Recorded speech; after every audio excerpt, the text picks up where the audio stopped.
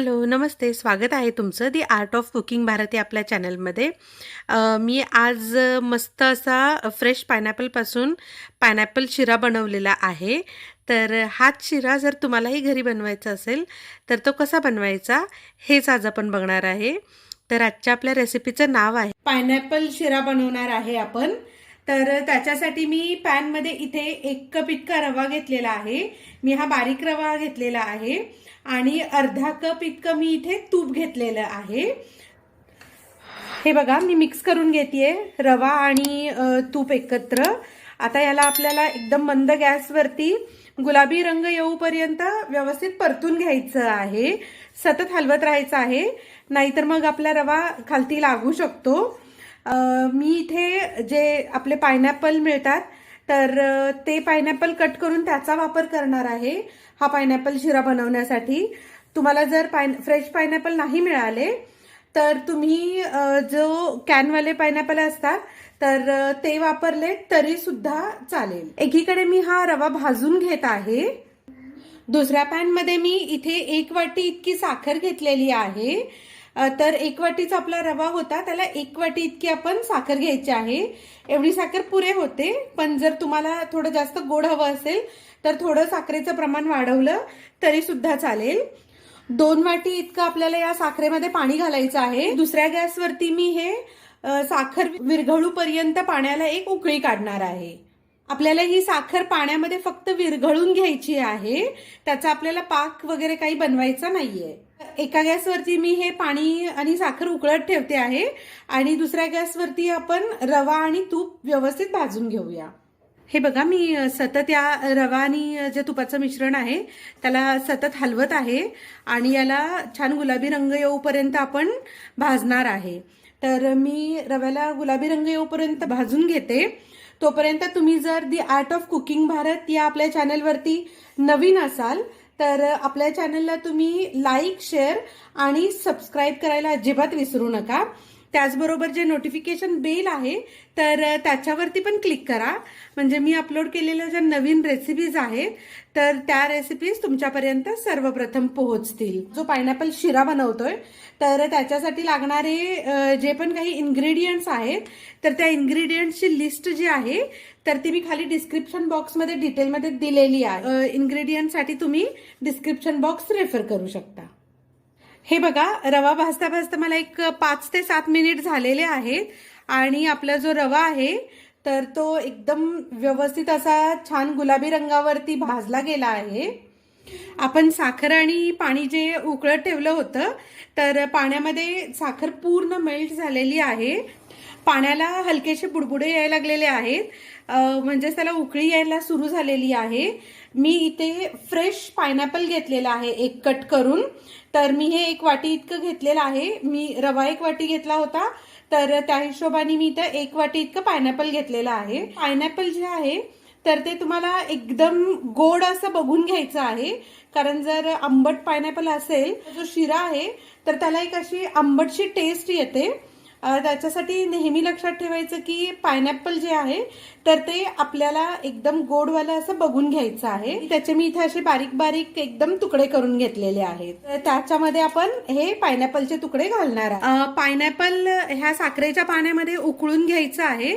तर ही एक महत्वाची स्टेप आहे. ही स्टेप तुम्ही अजिबात स्किप नका करू. जोपर्यंत हे पायनॅपल असे सॉफ्ट होत नाही तर तोपर्यंत एक 5 मिनिट आपल्याला साखरेच्या पाण्यामध्ये यांना उकळून घ्यायचं आहे. जे साखरेच्या पाण्यामध्ये आपण पायनॅपल घातले होते त्यांना छान अशी आता उकळी आलेली आहे. हे पायनॅपल आपण जेव्हा साखरेच्या पाण्यात उकळून घेतो तेव्हा 2 गोष्टी होतात. एकतर ते पायनॅपल थोडे सॉफ्ट पण होतात, त्यातला आंबटपणा थोडा साखरेच्या पाण्यामध्ये कमी होतो आणि दुसरी गोष्ट म्हणजे जो पायनॅपलचा फ्लेवर आहे तर तो सगळा फ्लेवर जो आहे तो त्या साखरेच्या पाण्यामध्ये उतरतो. म्हणून आपल्याला कोणत्याही प्रकारचा पायनॅपल इसेन्स आपल्या शिऱ्यामध्ये घालायची गरज नाही लागत, कारण या स्टेपमुळेच ना जो पायनॅपलचा फ्लेवर आहे तो आपल्या शिऱ्याला एकदम व्यवस्थित येणार आहे. उकळी चांगली आलेली आहे. आता मी गॅस बंद करणार आहे. रवा मी घेतलेला आहे इथे हा भाजलेला. तर गोडाचा पदार्थ आहे. याच्यामध्ये न चुकता थोडंसं मीठ हे जाणारच. मी 1 चिमूटभर इतकं मीठ घालतेय, त्यामुळे आपल्या गोडाच्या पदार्थाची चव आहे तर ती अजून जास्त छान येते. तुम्हाला जर या शिऱ्यामध्ये पिवळा रंग घालायचा असेल तर तुम्ही आपण हे जे पायनॅपलचं पाणी करून घेतलेलं आहे तर याच्यामध्येच एक 2 ते 3 ड्रॉप इतका पिवळा कलर घालायचा आहे, पायनॅपल इमल्शन. तर ते घातलं तरी सुद्धा चालेल. त्याच्यामध्ये तुम्हाला कलरही आणि थोडासा पायनॅपलचा इसेन्स दोन्ही गोष्टी मिळते. मी इथे कलर किंवा इसेन्स घालणार नाहीये, त्याच्याऐवजी मी याच्यामध्ये एक चिमूटभर इतकी हळद घालणार आहे. हलका कलर पाहिजे आहे आणि तोही मला आर्टिफिशियल कोणतेही कलर घालायचे नाहीये. तर मी इथे पाव चमचा इतकी याच्यामध्ये मी हळद घालून घेत आहे. याला व्यवस्थित आपल्याला मिक्स करून घ्यायचं आहे. हे बघा, पाण्याला आपल्या हलकासा पिवळा रंग आलेला आहे, रवा आहे आपला. तर त्यामध्ये ना मी हळूहळू हे जे पायनॅपलचं पाणी तयार करून घेतलंय आपण, पायनॅपल आणि साखर, तर ते ऍड करून घेतेय.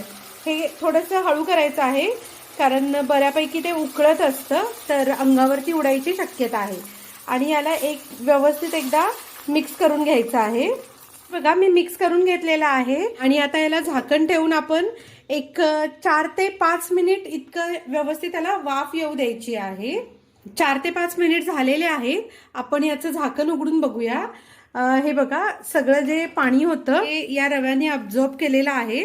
आपण याला एकदा व्यवस्थित मिक्स करून घ्यायचं आहे जेणेकरून हा खालती लागू नये आणि सगळ्या बाजूनी हा व्यवस्थित शिजायला पाहिजे म्हणून. हे बघा, अजून याला शिजायला एक 2 ते 3 मिनिट आहेत.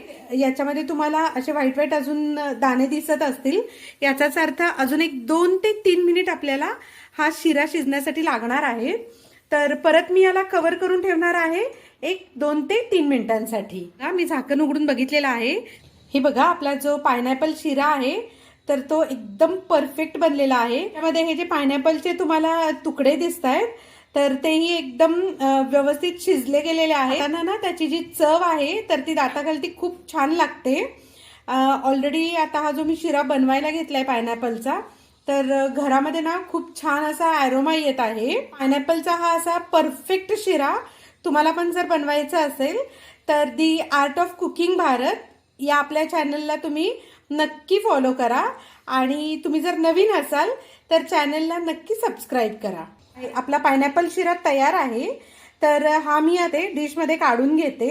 हे बघा, परफेक्ट असा आपला फ्रेश पायनॅपल पासून बनवलेला जो पायनॅपल शिरा आहे तर तो खाण्यासाठी रेडी आहे. माझा शिरा तर एकदम छान मस्त टेम्पटिंग झालेला आहे. तुम्हाला पण जर समजा असा छान पायनॅपल शिरा घरच्या घरी बनवायचा असेल, तेही कोणत्याही प्रिझर्वेटिव्ह किंवा कोणत्याही प्रकारचे कलर न घालता, तर माझी जी रेसिपी आहे पायनॅपल शिराची तुम्ही फॉलो करा. तुमचा पायनॅपल शिरा कसा बनला ते मला कमेंट करून दी आर्ट ऑफ कुकिंग भारत या माझ्या चॅनलवर सांगा. त्याचबरोबर जी आपण पायनॅपल शिरा बनवण्यासाठी इन्ग्रेडियंट्स वापरले होते तर त्याची लिस्ट मी डिस्क्रिप्शन बॉक्समध्ये खाली दिलेली आहे, तिकडून तुम्ही ती रेफर करू शकता. दी आर्ट ऑफ कुकिंग भारत या आपल्या चॅनलवरती तुम्ही जर नवीन असाल तर चॅनलला नक्की लाईक, शेअर आणि सबस्क्राईब करायला विसरू नका.